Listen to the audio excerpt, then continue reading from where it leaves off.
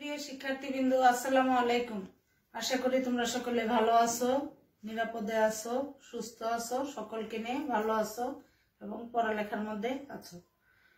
গত ক্লাসে তোমাদের জাবেদার শ্রেণী বিভাগের সবগুলো আলোচনা করেছিলাম, বলে দিয়েছিলাম যে নেক্সট ক্লাসে আমরা অঙ্ক করব। তাহলে আজকে প্রথমে আমরা আসি ক্রয় জাবেদে।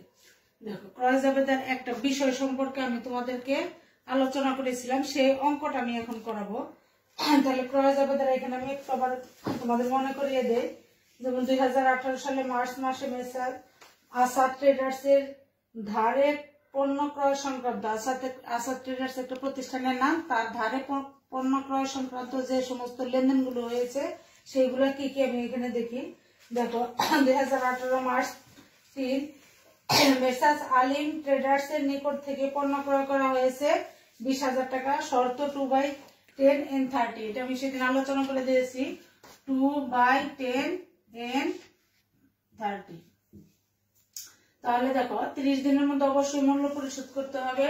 ব্যবসায়িক লেনদেনের ক্ষেত্রে এখানে আনলিমিটেড সময়ের জন্য বাকিতে পণ্যদ্রব্য ক্রয় বিক্রয় সংগঠিত হয় না। এখানে লিমিটেড সময়, এতদিনের মধ্যে টাকা পরিশোধ করতে হবে, তাহলে ব্যবসায়ী একটা চ্যানেলটা ভঙ্গ হয়ে যাবে। আর 10 মানে হলো নেট, আর এই 10টা হলো কি এই দিনের মধ্যে, যদি অবশ্যই তোমাকে 30 দিনের মূল্য পরিশোধ করতে হবে। যদি এখানে 10 দিনের মধ্যে মূল্য পরিশোধ করে তাহলে সে বাটা পাবে কত, 2%, 100 টাকা 2 টাকা। এখানে দেখো, আমাদের এই অঙ্ক করার সময় এই বাটার হারের কোনো প্রভাব পড়বে না। কোথায় যে ফেলবে, যখন আমরা এই টাকাগুলো পরিশোধ করতে যাব তখন যে সেখানে আমাদের সেটা নগদ প্রদান জাবেদায় যে আমাদের এই প্রভাবটা পড়বে। তাহলে আমরা এখানে ক্রয় জাবেদা করার সময় দেখো কতগুলো দাগ আমরা দেব। প্রথমে লিখব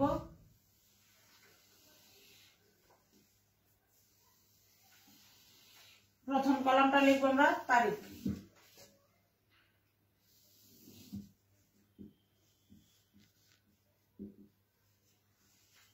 দ্বিতীয় কলাম রাখবো, দেখো ক্রয় আমরা নগদে করি আর বাকিতে করি। ক্রয় হিসাব ডেবিট, নগদে কিনলে নগদান হিসাব ক্রেডিট, আর বাকিতে কিনলে প্রদেয় হিসাব ক্রেডিট। এখানে প্রদেয় হিসাবে লিখতে পারো তুমি পাওনাদার হিসাবে। এখানে যদি ব্যক্তির নাম বলা থাকে তাহলে ব্যক্তির নামগুলো লিখবো। এখানে অবশ্যই আমরা কোন কোন প্রতিষ্ঠানে যখন সামগ্রিকভাবে আমরা লেনদেন গুলো করবো তখন লিখে দেবো ক্রয় হিসাব ডেবিট, প্রদেয় হিসাব ক্রেডিট। যখন আমরা ক্রয় জাবেদা করবো তখন এখানে কিন্তু প্রত্যেকটা প্রকার আমরা দেখা যায় যে ব্যবসা প্রতিষ্ঠান লেনদেন করার ক্ষেত্রে, ক্রয় বা বিক্রয় করার ক্ষেত্রে শুধুমাত্র একটি প্রতিষ্ঠানের কাছ থেকে পণ্য ক্রয় নাও করতে পারে, বিভিন্ন ধরনের প্রতিষ্ঠানের কাছ থেকে পণ্য ক্রয় করতে পারে। সেই ক্ষেত্রে আমাদের দেখো ক্রয়ের জন্য আমরা কি করব, ওই সমস্ত প্রতিষ্ঠানগুলোর নাম লিখবো, তাহলে আমরা বুঝতে পারবো কোন কোন প্রতিষ্ঠান আমাদের কাছে কত টাকা পাবে। তাহলে এখানে লিখবো আমি, দেখো ক্রয় হিসাবে আমার এখানে ডেবিট, তাহলে ক্রেডিট হবে কি প্রদ হিসাবে ক্রেডিট সমূহ, এখানে লিখবা ক্রেডিট হিসাব সমূহ।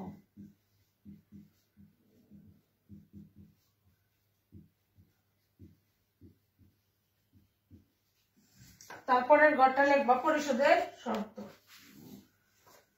পরিশোধের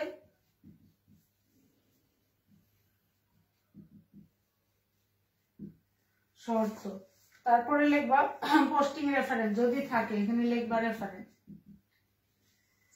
তারপরে লিখবা, দেখো এখানে পণ্য ক্রয় হিসাব ডেবিট, প্রদেয় হিসাব ক্রেডিট। এখানে আমি টাকার পরিমাণ লিখব,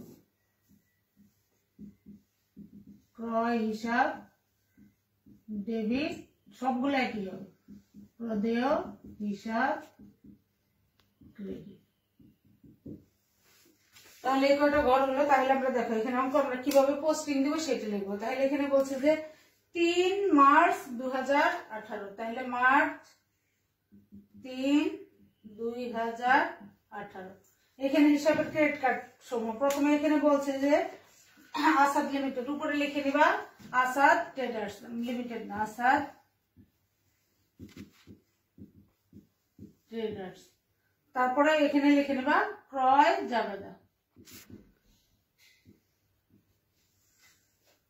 তাহলে দেখো এখানে আমি লিখবো, এখানে বলছে যে মার্চ 3, 2018 সালে মেসার্স আলিম ট্রেডার্স এর নিকট থেকে পণ্য ক্রয় করেছি 20,000 টাকা, শর্ত 2/10 and 30। এখানে কার কাছ থেকে নিয়ে লিখছি, আলিম ট্রেডার্স এর নিকট থেকে। এখানে লিখবা আলিম ট্রেডার্স। আলিম ট্রেডার্স এর নিকট থেকে আমরা কত টাকার পণ্য ক্রয় করছি পরিশোধের শর্ত লিখবা এখানে 2/10 30। রেফারেন্সের উপর টিক দিবা, এখানে রেফারেন্স যদি থাকেও লিখবা, না রেফারেন্স থাকলে লেখার দরকার এমনি টিক দিয়ে দেবো। তাহলে দেখো কত টাকার পণ্য ক্রয় করেছি 20,000 টাকা। তাহলে 20,000 টাকা এখানে ক্রয় হিসাব ডেবিট, প্রদেয় হিসাব ক্রেডিট কত টাকা 20,000 টাকা। তারপরেরটা লেনদেনটা হলো এখানে দেখো মার্চ 8 মেসার্স রহমানের নিকট থেকে পণ্য ক্রয় করেছি 15,000 টাকা শর্ত 3/10 and 30। মেসার্স রহমানের নিকট থেকে আমি মার্চ এখানে হলো মার্চ 8 2018 কার কাছ থেকে পণ্য ক্রয় করেছি মেসার্স রহমান ট্রেডার্স এর কাছ থেকে। তাহলে এখানে লিখবা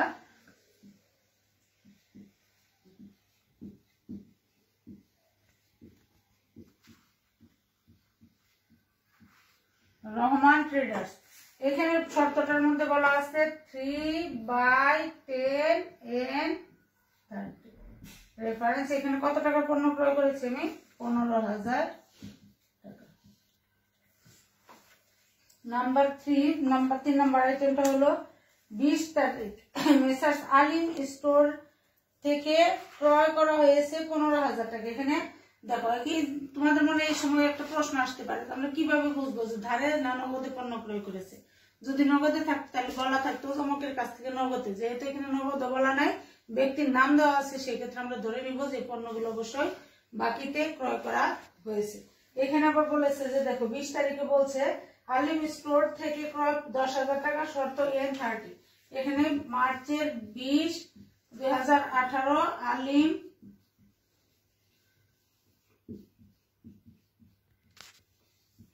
আলিম ট্রেডার্স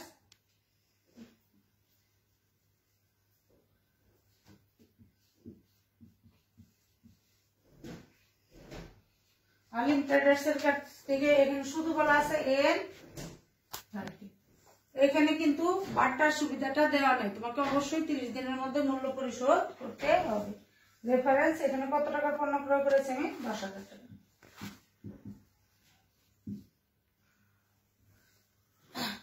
তারপরে এন্ট্রিটা বলা আছে 27 তারিখে মেসার্স শেহনাজ স্টোর থেকে পণ্য ক্রয় 25,000 টাকা শর্ত 2/10 and 30। এখানে বলছে মেসার্স মেহনাজ স্টোর থেকে পণ্য ক্রয় করেছি 10,000 টাকা। তাহলে এটা 27 তারিখ মার্চের 27 2018 মেহনাজ স্টোর। এখানে বলা আছে এখানে শর্ত বলা আছে আমি 25,000 টাকার পণ্য ক্রয় করেছি। এখানে কোন শর্তে 2/10 and 30। তাহলে এখানে লিখবো 2/10 and 30 কত হাজার টাকা 25,000 টাকা। তারপরে দেখো এখানে বলা আছে 30 তারিখ মেসার্স প্রকিউর মেশিনারিজ এর নিকট থেকে কলকবজা ক্রয় করা হয়েছে 50,000 টাকা। মেসার্স প্রকিউর লিমিটেডের নিকট থেকে মেসার্স প্রকিউর মেশিনারিজ এর নিকট থেকে 50,000 টাকার কলকবজা ক্রয় করা হয়েছে। তাহলে দেখো এই এন্ট্রিটা এখানে আসবে না, শুধুমাত্র আমরা কারবারি পণ্য যেটাকে বলি যে সমস্ত পণ্যের ক্রয় বিক্রয়ের সাথে আমরা জড়িত সেই সমস্ত পণ্যের ক্ষেত্রে আমরা শুধুমাত্র কি করি যে জিনিসটা কিনি সেটাকে আমরা ক্রয় বলবো, অন্যান্য আদার্স জিনিস ক্রয়কে আমরা ক্রয় বলবো না। সেটা ওই পণ্যের শ্রেণী বিভাগ অনুযায়ী কোথায় যাবে সেটা আমরা হিসাবভুক্ত করব। এখানে বলা আছে যে প্রকিউর মেশিনারিজের কাছ থেকে আমি 50,000 টাকার একটি কলকবজা ক্রয় করেছি, একটা মেশিন ক্রয় করেছি। তাহলে কিন্তু এই এন্ট্রিটা এখানে আসবে না, কারণ মেশিনারি ক্রয় প্রতিষ্ঠানের পণ্য ক্রয় পণ্য নয়, এটা হলো স্থায়ী একটা সম্পত্তি। এই সম্পত্তিটার জন্য এখানে আমাকে কি করতে হয়, এই স্থায়ী সম্পত্তিটার জন্য আমি এখানে কি লিখবো কলকবজা হিসেব ডেবিট, নগদান হিসাব ক্রেডিট। কিন্তু এটা এখানে আসবে না। আমরা যখন ক্রয় হিসাব জার্নাল করছিলাম তখন আমাদের বলা ছিল শুধুমাত্র বাকিতে পণ্য ক্রয় সংক্রান্ত লেনদেনগুলো ক্রয় হিসাবের মধ্যে হিসাবভুক্ত হবে, নগদ হিসাবগুলো আসবে না। পণ্য ছাড়া অন্য কোনো ক্রয় এখানে হিসাবভুক্ত হবে না। তাহলে আমি এখানে এখন লিখবো আর কিছু নাই, আমার মোট কত টাকার আমার পণ্য ক্রয় করা হয়েছে এখানে লিখবা মোট। তাহলে 25 আর 10 35, 35 আর 15 হলো 50, 50 আর 20 হলো 70,000 টাকা। টোটাল হলো মোট 70,000 টাকা। এইগুলো যখন আমি আবার সাবসিডারি লেজারে দিয়ে দেবো, দেখো আলিম ট্রেডার্স এর কাছ থেকে আমি দুইবার পণ্য ক্রয় করেছি। একবার করেছি কত 20,000 টাকা, আবার আলিম ট্রেডার্স এর কাছ থেকে ক্রয় করেছি 10,000 টাকা। তাহলে আলিম ট্রেডার্স এর কাছ থেকে টোটাল আমার পণ্য ক্রয় হয়েছে কত টাকা 30,000 টাকা। তা আর রহমান ট্রেডার্স আমাদের কাছে পাবে, ওদের কাছ থেকে 15,000 টাকার কিনছি, আর আমাদের কাছে পাবে 15,000 টাকা, আর মেহনাজ পাবে আমাদের কাছে 25,000 টাকা। টোটাল আমার মার্চ মাসে 2018 সালের মার্চ মাসে পণ্য ক্রয়ের পরিমাণ হয়েছে 70,000 টাকা। এখন আসো বিক্রয় জাবেদায় যাবে। বিক্রয় জাবেদা হলো এমন একটি জাবেদা যে জাবেদা বইয়ের মধ্যে আমরা কি করব, ধারে পণ্য বিক্রয় সংক্রান্ত লেনদেনগুলো লিপিবদ্ধ করব, সেটা বিক্রয় জাবেদায় হিসাবভুক্ত করব। এখানে দেখো বিক্রয় জাবেদা হিসাবভুক্ত করার জন্য আমরা মজুদ পণ্যের যে হিসাব রাখি সেইখানে আমরা দুই ধরনের পদ্ধতিতে মজুদ পণ্যের হিসাব আমরা সংরক্ষণ করি। তাহলে এখানে বিক্রয় জাবেদা দুই ধরনের হিসাব সংরক্ষণ করি। মজুদ পণ্যকে আমরা যখন হিসাবের বইতে হিসাবভুক্ত করি তখন দুই ধরনের হিসাব করি। একটা হলো তোমার কালান্তিক মজুদ,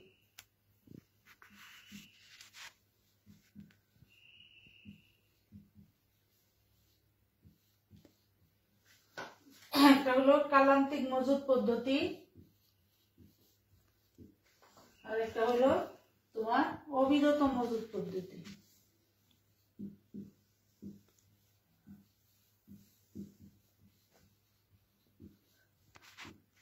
দেখো কালান্তিক মজুদ পদ্ধতি আর অবিরত মজুদ পদ্ধতি আমরা কেন হিসাব মজুদ পণ্য হিসাবের ক্ষেত্রে কিভাবে হিসাবভুক্ত করব। দেখো কালান্তিক, প্রথমে আসি আমরা কালান্তিক মজুদ পদ্ধতি।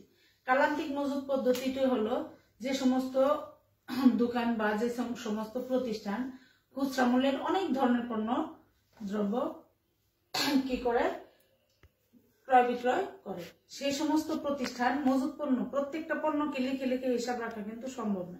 তবে এখন যে জিনিসটা আসছে অনলাইন পদ্ধতির খাতিরে আমরা যেমন ইয়াতে এখন যে সমস্ত প্রতিষ্ঠানগুলো তোমার কম্পিউটারের মাধ্যমে হিসেব রাখে কম্পিউটারাইজ, তারা কিন্তু বলতে পারে যে পণ্যটা আমার এখন কাছে কয়টা আছে।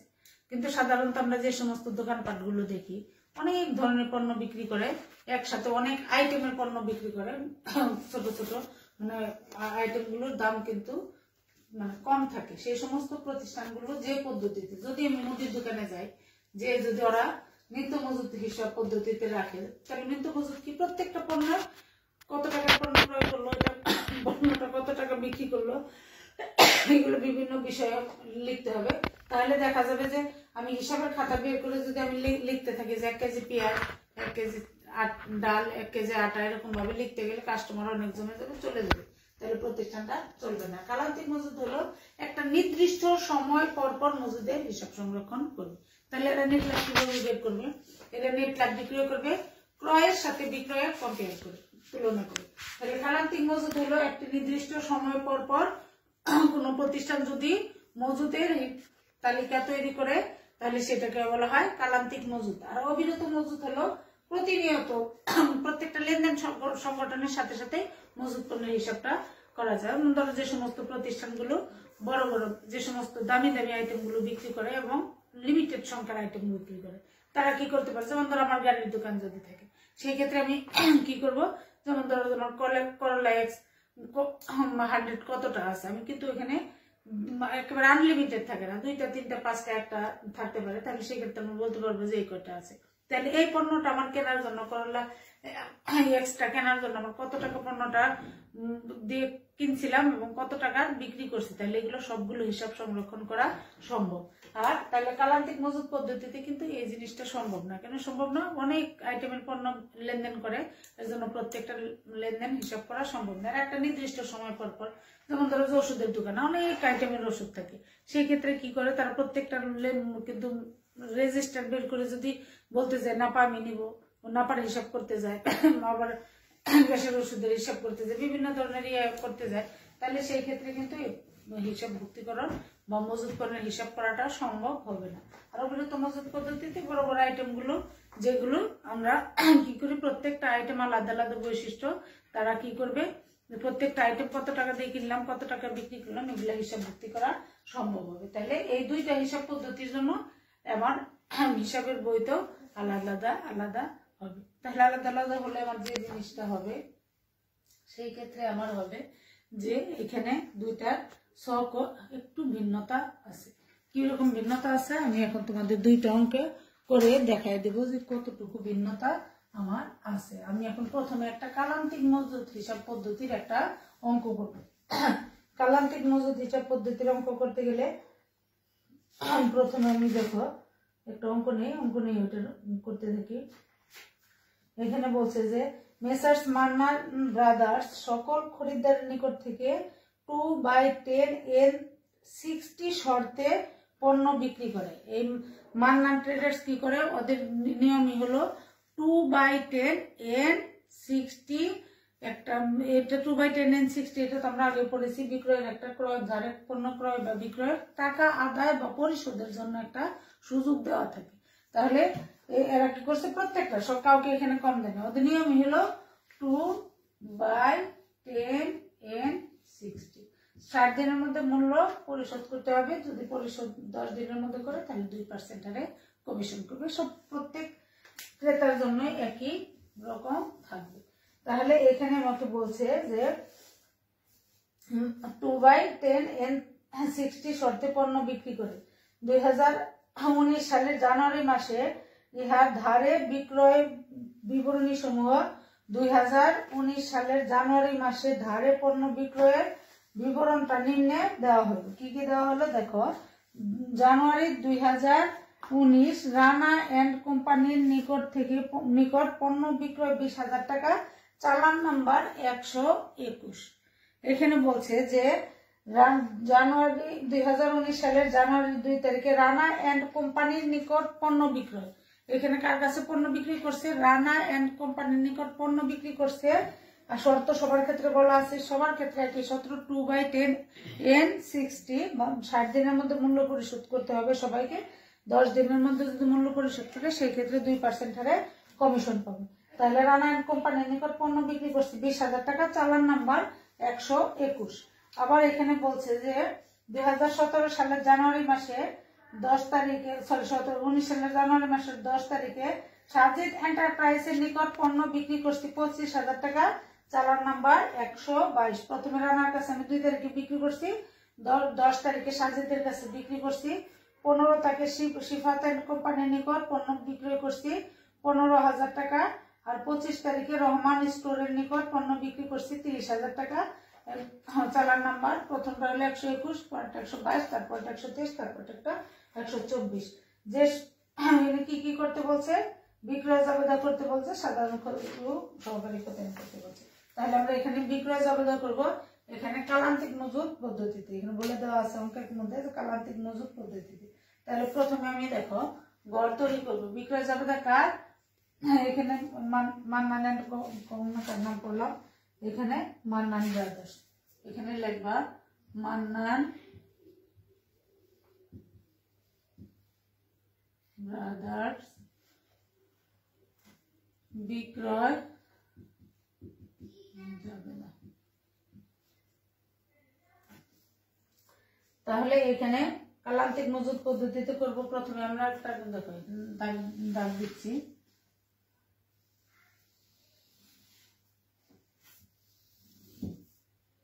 প্রথমে আমি লিখব তারিখ, তারপরে লিখব ডেবিটের হিসাব। বিক্রয় জাবেদার আমার বিক্রয় যদি করে তাহলে আমার যা সাধারণ জাবেদাটা কি হয়, প্রাপ্য হিসাব ডেবিট, বিক্রয় হিসাব ক্রেডিট। তাহলে এখানে বিক্রয় জাবেদা আমি যেহেতু করতেছি বিক্রয় হিসাব ক্রেডিট, তাহলে ডেবিটের কাজ সময় এখানে লিখবা প্রাপ্য হিসাব অবলিক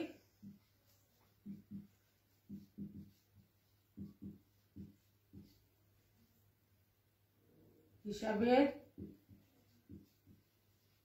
ডেবিট খাত সমূহ। তারপরে ঘরটা হবে কি পরিশোধের শর্ত। তারপরে ঘর হবে চালান নাম্বার। তারপরে ঘরটা হবে সূত্র।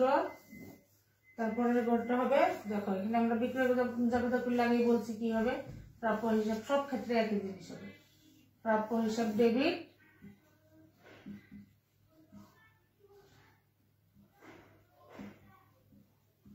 প্রাপ্য হিসাব ডেবিট, বিক্রয় হিসাব ক্রেডিট। তাহলে এখানে প্রথমে আমি লিখবো তারিখ, জানুয়ারি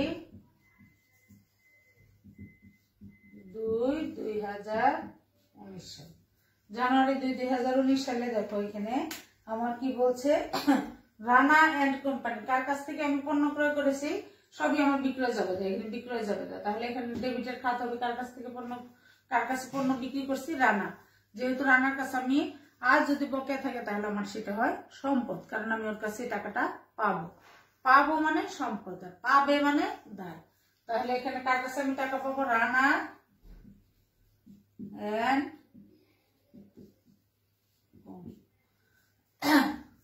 তারপরে আমরা ঘরটাতে কি লিখবো, পরিশোধের শর্ত, পরিশোধের শর্ত। তারপরে তুমি চালান নাম্বার দাও, তারপরে দাও রেফারেন্স, যদি রেফারেন্স থাকে। তাহলে রানা এন্ড কম পরিশোধের শর্ত এখানে সবার জন্য কি 2/10N60। চালান নাম্বার বলে দিছিল 221। রেফারেন্স আমার নাই এখানে, থাকলে আমি লিখতাম কত টাকার আমি পণ্য ক্রয় করেছি, 20,000 টাকা। তাহলে এখানে লিখবো 20,000 টাকা। তারপরে লেনদেনটা হলো জানুয়ারি মাসের 10 তারিখে, জানুয়ারি 10, 2019। কার কাছে আমি পণ্য বিক্রি করছি, সাজিদ এন্টারপ্রাইজের কাছ থেকে, সাজিদ এন্টারপ্রাইজ। এখানে শর্ত কি, সেম শর্ত, সবার জন্য একই শর্ত, 2/10N60। এটা চালান নাম্বার ছিল 222। রেফারেন্স আমার জানা নাই। ওদের কাছে আমি পণ্য বিক্রি করছি কত টাকা, 15,000 টাকা।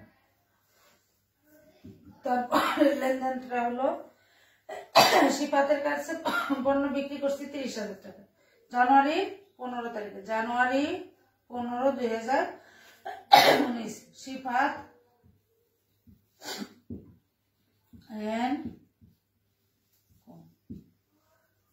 এটার শর্ত হলো 2/10N60। এরা কিন্তু সকল দেনাদারকে সম পরিমাণের সুযোগ দিয়েছে, কাউকে বেশি বা কম সুযোগ এখানে দেওয়া হয়নি। এদের রেফারেন্স চালান নম্বর হলো 223। জানা নাই কত টাকা, 30,000 টাকা। এখন দেখো আরেকটা লেনদেন হয়েছে আমার এখানে, রহমত স্টোরের নিকট পণ্য বিক্রি করেছে আমি 15,000 টাকা, 25,000 টাকা। রহমান ট্রেডার্সের কাছ থেকে আমি রহমান স্টোরের নিকট আমি পণ্য বিক্রি করছি জানুয়ারি মাসের 25 তারিখে, রহমান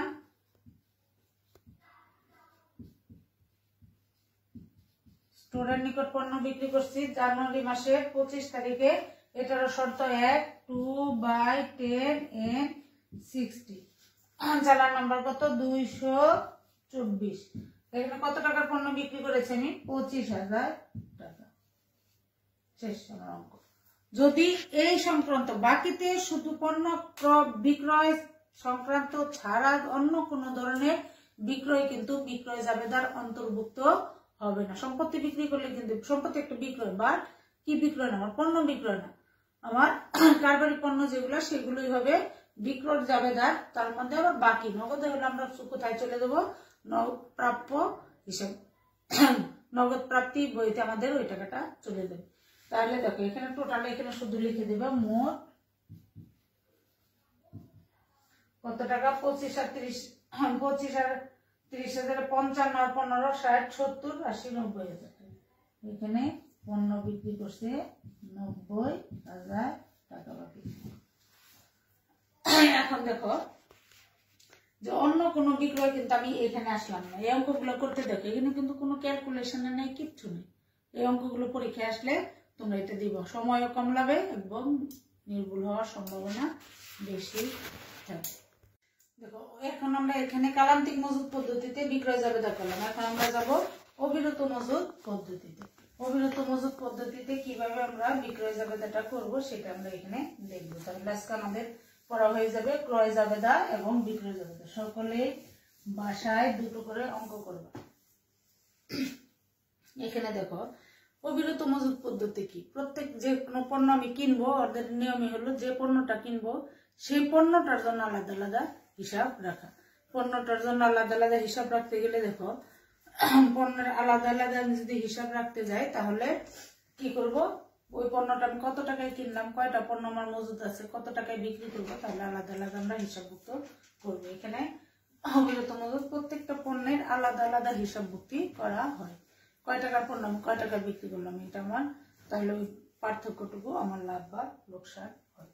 এই ধরনের অবিরত মজুদ পদ্ধতির একটা অঙ্ক করাই দিব, তাহলে আজকের ক্লাসটা এখানে আমি শেষ করবো। অবিরত মজুদ পদ্ধতি এখানে বলছে দেখো 2020 সালের জানুয়ারি মাসে ইকবাল অ্যান্ড সন্স এর ধারে বিক্রয় সংক্রান্ত লেনদেনগুলো নিম্নরূপ। এই প্রতিষ্ঠানকে ইকবাল অ্যান্ড সন্স, তাহলে আমরা এখানে লিখে নেই ইকবাল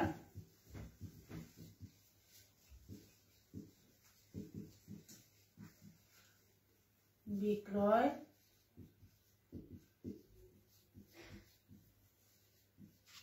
জাবেদা। এটা কোন পদ্ধতিতে, অবিরত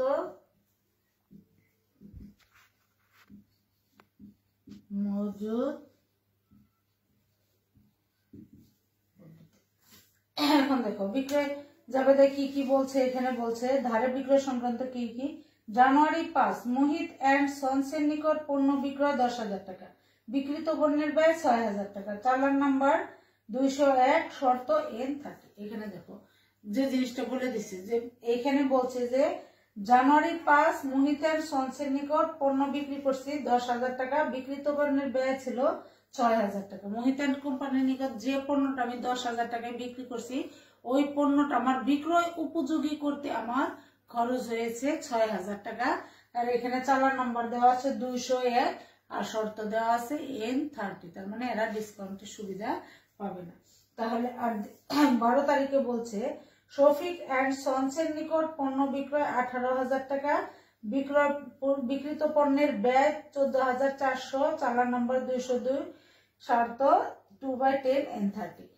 এই যে এই পদ্ধতিতে ইকবাল সাহেব ইকবাল অ্যান্ড সন্স কোম্পানি দোকানটা এরা কি করে না, মানে একই রকমের ব্যবস্থা করে না, এক এক ধরনের ক্রেতার জন্য তাদের এক এক ধরনের শর্ত আছে।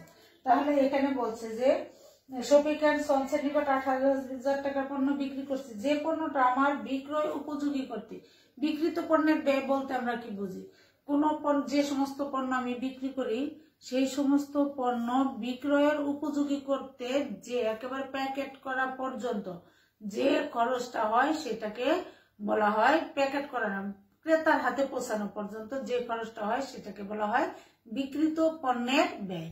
তাহলে এই এখানে বিক্রিত পণ্যের ব্যয় হচ্ছে 14,400 টাকা, চালান নাম্বার 202, শর্ত 2/N30।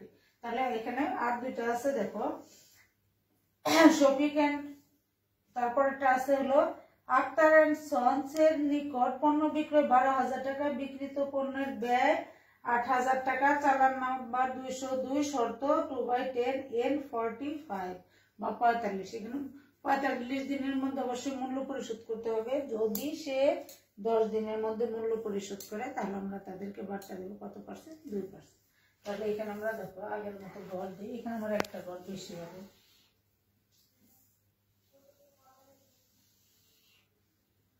তাহলে প্রথম ঘরটা হবে আমার তারিখ, দ্বিতীয় ঘর আগেরটার মতোই হিসাবে ডেবিট খাত 14, এটা হলো আমার 3 নাম্বার চালান নাম্বার। তারপরটা হলো রেফারেন্স, তারপরে হলো প্রাপ্য হিসাব ডেবিট, বিক্রয় হিসাব ক্রেডিট, আর এখানে লিখবো আমি বিক্রিত পণ্যের ব্যয়। তাহলে এখানে দেখো প্রথম ঘরটা হলো আমার কি তারিখ, তারপর হলো হিসাবে, যেহেতু বিক্রয় বই আমি করতেছি, বিক্রয় অলওয়েজ ক্রেডিট, তাহলে আমি কিভাবে বিক্রয় করবো সেই জিনিসটা হবে আমার ডেবিট। তাহলে এখানে লিখবা হিসাবে ডেবিট খাত, তারপরে লিখবা চালান নং, রেফারেন্স। এখানে আমি কি লিখবো দেখো, প্রাপ্য হিসাব ডেবিট, বিক্রয় হিসাব ক্রেডিট। পরের ঘরটা আমার কি হবে, বিক্রিত পণ্যের ব্যয়। বিক্রিত পণ্যের ব্যয়, যখন আমি একটা পণ্য, যেমন ধরো 3টা ফ্রিজ আমি কিনে নিয়ে আসলাম, প্রতিটা ফ্রিজ 30,000 টাকা করে, 90,000 টাকা দিয়ে 3টা ফ্রিজ কিনে নিয়ে আসলাম। প্রত্যেকটা ফ্রিজ আমি বিক্রি করলাম 35,000 টাকা করে, এর মধ্যে 2টো ফ্রিজ আমি বিক্রি করছি 35,000 টাকা করে।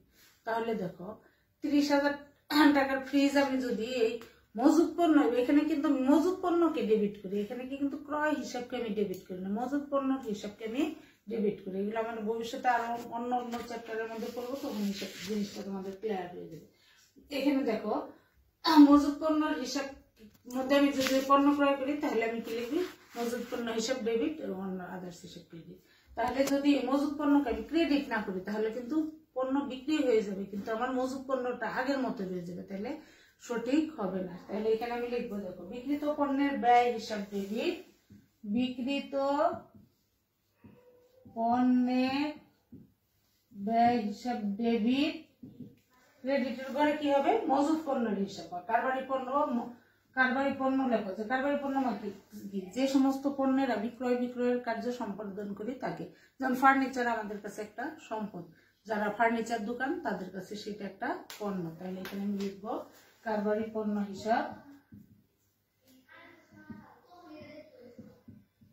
পণ্য ক্রেডিট। তাহলে এখানে তারিখ দেখো, এখানে 2020 সালের জানুয়ারি 5, তাহলে এখানে তারিখের করে লিখবো জানুয়ারি 5, 2020।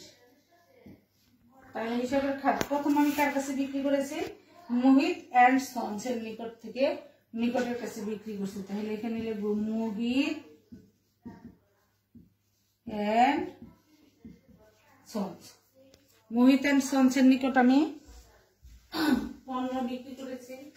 আমি পণ্য বিক্রি করেছিলাম কত টাকা, দেখো এখানে বলা আছে 10,000 টাকা। তাহলে চালান নাম্বার এখানে কত বলছে, 201, রেফারেন্স আমার জানা নাই। তাহলে বিক্রি যেটা করছি সেটা বিক্রয় করে আমি লিখবো। তাহলে কত টাকা পণ্য বিক্রি করছি, 10,000 টাকা। এই পণ্যটার ক্রয় মূল্য ছিল আমার, বিক্রিত পণ্যের ব্যয় ছিল আমার কত টাকা, 6,000 টাকা। তাহলে দেখো যখন আমি পণ্য ক্রয় করি তখন আমার মজুত পণ্যটা কারবারি পণ্যটা বেড়ে যায়, যখন বিক্রি করি তখন আমার কমে যাবে। তাহলে আমি যতটুকু পণ্য কিনে রাখছিলাম এই কারবারি পণ্যকে ক্রেডিট করার জন্য আমার এই 6,000 টাকা কিন্তু ওখান থেকে কমে গেল।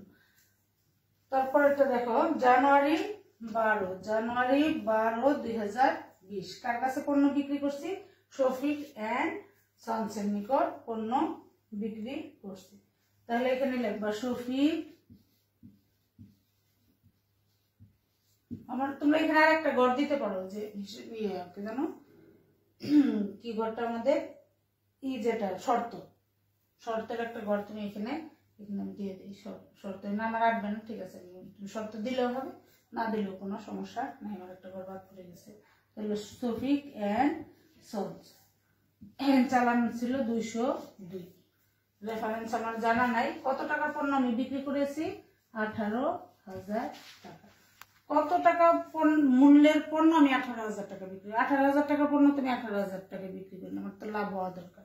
তাহলে এখানে আমি 14,400 টাকার পণ্য আমি বিক্রি করেছি 18,000 টাকা। এখন দেখো জানুয়ারি 25, 2020 এখানে কার কাছে আমি পণ্য বিক্রি করছি, আক্তার অ্যান্ড সন্স। এখানে লিখবো আমি আক্তার